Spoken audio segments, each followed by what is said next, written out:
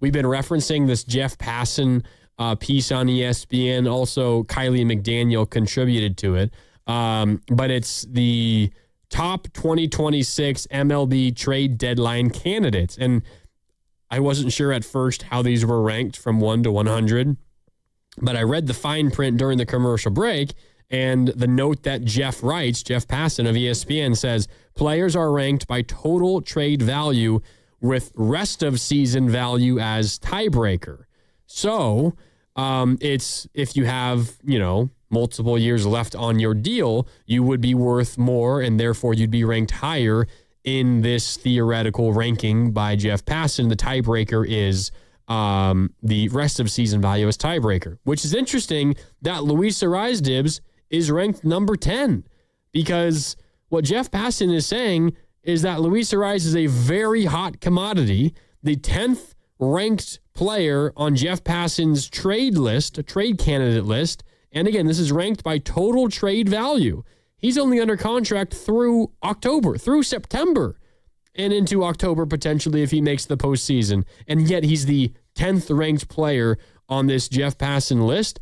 One of the things that I've wondered for a while, Dibs, is what would Luis Arraez theoretically get you on the trade market, because he's very likely to be traded and he's clearly having a fantastic season, and a lot of teams would be interested in acquiring him, those teams that are, playoff caliber teams. But he's a rental and he doesn't hit for power. So what really would that get you? It feels like Jeff Passan is saying, well, that would get you a little something now. You get something kind of decent for Luis Arraez. Yeah, and that makes sense, because even if you had a second baseman that you wanted to favor over Luis Arraez, for the most part, you could still have him be quite a pinch hitter coming off the bench. And just even if you look at some of the teams that he's targeting, the Rays, the Nationals, the Dodgers, the Yankees, Blue Jays, D-backs, Guardians, Pirates, that right there is 8 teams. And so that gives you an idea that there are a lot of teams who fancy themselves still in the mix. And what Luis Arraez has done this year is what he always does, which is just get on base via the base hit every time. But also his defense has gone from liability to, like you said, possible Gold Glove candidate. He's been awesome. And then the other trade idea that we mentioned that Casey Schmitt and Eric Miller to the Mariners for George Kirby. That was thrown out there by Jim Bowden of The Athletic. George Kirby, a solid right-handed starter for the Mariners. I'd be interested in a deal like that, because it would get you somebody that you can use next year to become a much better pitching team. It would be painful to say bye to Casey Schmitt. The other trade on that article that featured the Giants, though, featured Luis Arraez to the Texas Rangers for a couple of prospects. The names don't really matter. You're not going to know them. Dalton Pence and Yolfram Castillo, a Venezuelan 19-year-old. The names don't really matter all that much, but just to look at the Rangers farm system, Dibs, and where these two players, their prospects, rank in their farm system, what Jim Bowden is saying is Luis Arraez maybe gets you something like Dalton Pence, who's the 12th ranked prospect in the Rangers system, and Yolfram Castillo, who's the 8th ranked prospect in the Rangers system. Overall, the Rangers system is one of the worst in baseball. They're not like a top 10 farm system, but it's getting you two, top 12-ish prospects, including one that's the 8th ranked prospect in this theoretical deal. So maybe that's the baseline for what Luis Arraez would get you. Two lesser prospects, but a couple of guys you take a swing on, and maybe one of them hit, and it becomes worthwhile by a wide margin. And what if, and this is a crazy hypothetical, but just playing off the fact that one of the teams mentioned was the Dodgers, and just looking at the Dodgers and their second baseman this year, they have woefully underperformed. You've had, Miguel Rojas with a 758 OPS. He's been fine. Tommy Edman was supposed to be the guy. He's been hurt, and Freeland's been hurt. What if you could trade Arraez to the Dodgers and get back James Tibbs? Could you imagine? Where does Tibbs rank in the Dodgers system? I'm not sure prospect-wise, but I'm just looking at his numbers. He's got an OPS of 967. He's got 21 home runs. He's driven in 72 in Oklahoma City in the PCL, and he's played in 90 games. He's a guy he has absolutely torn the cover off the ball, and Tibbs was their first round pick, if I'm not mistaken, right? Yes, he was. From back in 2024. James Tibbs is the Dodgers' 9th ranked prospect, according to MLB.com. So that could theoretically maybe fit the market that Jim Bowden laid out for Luis Arraez, although the Dodgers system better than the Rangers system, but there was also 2 prospects going from the Rangers to the Giants. So maybe something like that would be possible, which would be really, really funny if that were to play out that way. I mean, it's laughable and farcical, but Tibbs goes to Boston in the Devers trade, and then Tibbs goes to L.A.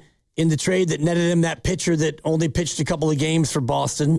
Yeah, and, who was that? What's my guy's name? I forget. Yeah, I do too, and he was not very good. And then, Tibbs goes to the Dodgers, and he immediately starts tearing it up. And so here we are, back again. Dustin May. Yeah, thank you. Yes. Dustin May struggled, and then at the end of that year, he was gone. So Boston won the trade with the Giants for Devers, and then they promptly lost the trade by sending out Tibbs. They lost it in the aggregate by a wide margin. By a wide margin. They sent out Harrison and Tibbs, and now they've won 14 games in a row. Right. And so, I don't know. Just as we're thinking about wild trade scenarios, and we're sitting here 13 days from the deadline, I believe it's... Monday, right? Yep. It was 2 weeks from yesterday. So just a thought, Luis Arraez, I do think will be on the move, and you're looking to net something back. And I do think that James Tibbs III is somebody who will be ready to be a major leaguer next year. Yeah.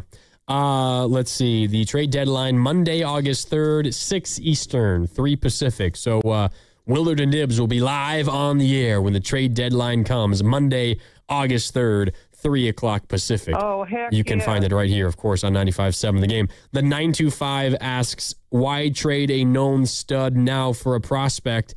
Is it to get the money off the books? For the Willy Adames, Matt Chapman, Rafi Devers conversation, I guess theoretically you could say it for that, not for Luis Arraez. You're trading Luis Arraez because you're not very good. You don't really have much use for Luis Arraez the rest of this season because you're not good. You're not going to the postseason no matter how good he's going to be, and he's not under contract the rest of the season. So you trade him to get something for him when he probably is going to walk and go elsewhere at the end of the season anyway. So you're just recouping value on Luis Arraez that you probably won't get if you don't. That is as simple as that. You're not very good, and you trade away your guy that's expiring on an expiring contract. To get something back, and you could re-sign Luis Arraez and keep him, and that would be great, but then you're kind of stuck with the same old logjam of Casey Schmitt, he's an infielder, and Matt Chapman has a no-trade clause, and Willy Adames has got a long contract. So if you keep Adames and Chapman and Arraez, where does Casey Schmitt play? Because first base is locked as well. So for me, it's either you have to trade one of the 4, Adames, Chapman, Arraez, or Schmitt, and Adames and Chapman have no trade clauses, and Arraez is expiring, and Casey is cheap. So for me, it's an easy priority list to say, Arraez would be the first one that you would want to trade. Yeah, you have to trade an infielder. You absolutely have to trade an infielder. There's no ifs, ands, or buts about it. It's probably going to be Arraez. Maybe it's multiple, but it's probably going to be Arraez, and that's the starting point. I'm not even including the pitching, and you're probably going to trade Robbie Ray as well. But we'll see how that all plays out. There is plenty more time to talk about that, as again, we're 13 days away from the Major League Baseball trade deadline, Monday, August 3rd, 2026.